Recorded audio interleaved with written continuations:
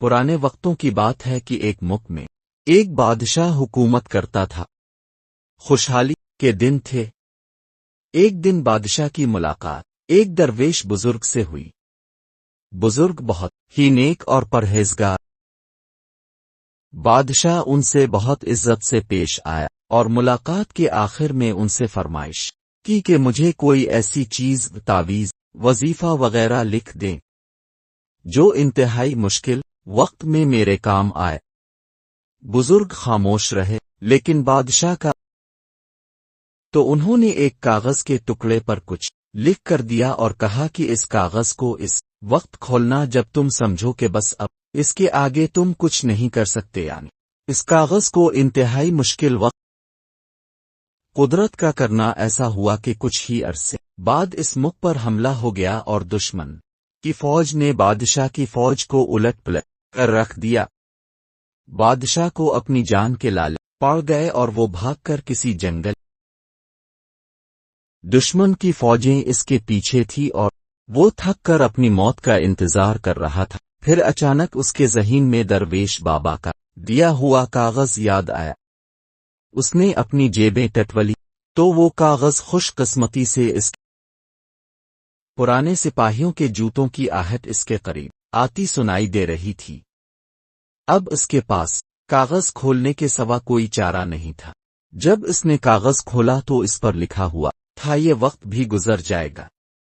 کی بات ہے کہ ایک بادشاہ کو بہت غصہ آیا کہ بزرگ نے میرے ساتھ یہ کیا کھیل کھیلا ہے، لیکن افسوس وہ کچھ نہیں کر سکتا تھا۔ اس نے تحریر کو کئی بار پڑھا لیکن اس کی سمجھ میں کچھ نہیں آ رہا تھا کہ درویش نے یہ کیا لکھا ہے اور یہ کیوں لکھا ہے۔ بالآخر اس نے اپنی تلوار پکڑی اور سپاہیوں کا انتظار کرنے لگا۔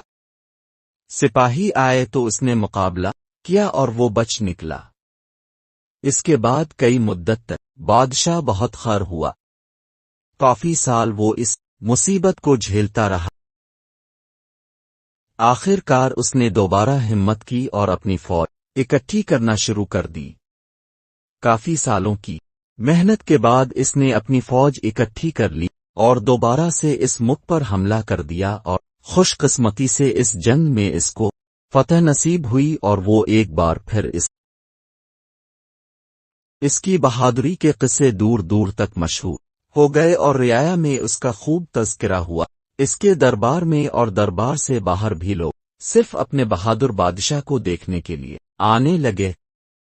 اتنا بول بالا دیکھ کر بادشاہ کے دل میں غرور پیدا ہوا اور وہ اپنی شجاعت پر اور سلطنت پر تھوڑا مغرور ہوا ہی تھا کہ اچانک اس کے دل میں بزرگ کا لکھا ہوا فقرہ یاد آیا کہ یہ وقت بھی گزر جائے گا۔